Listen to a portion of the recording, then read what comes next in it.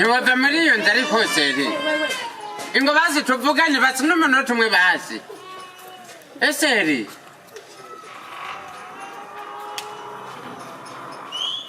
ariko seri nukuri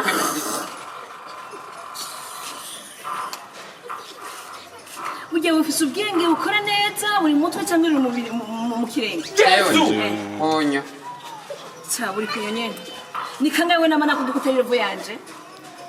none seri none wabuze ni kangawe ndakubwira ko jina tudakwiranye none seri wabuze ikibasi kuri je wabuze ufise ikiwe jewe narakubwiye ko namungu ushaka atagira imodoka sa Yesu seri nukuri ko Imana genda gukunda kandi nakubwiye ati nubwo zontuma Imana mw'ijuru nta muntu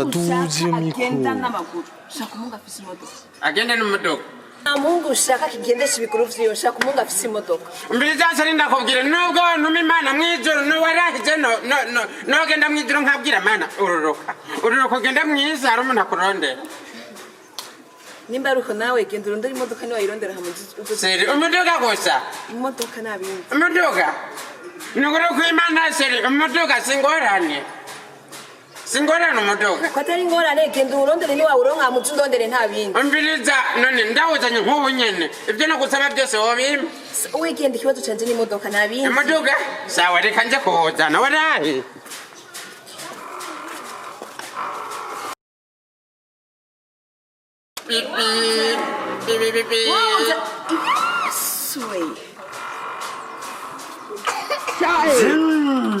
iyi niyo modoka tena gutuza mbiriza seri warahe wewe reka mbaenda ikati Yesu zim yatwigira nk'ikijuju tena gutumye imodoka ikijuju cyabone cyubanza niyo ngo je niyo modoka shaka none seri si imodoka sawa nimba imodoka yije mugende kuri vora turabe ko ari imodoka mbiriza urira je ndakutware warahe Fatanga kuri telegisiyo umenyene ndagutware ndakuzungura neza sinibaza ko ubwenge bukora neza sinibaza icuri ubwenge bwawe none somodoka ariko inda yawe nta bindi nyene kimeze va mu maso uriya inda yawe ariko umenye ko ndagukunda nukuri seri basi isozera basi nakabindi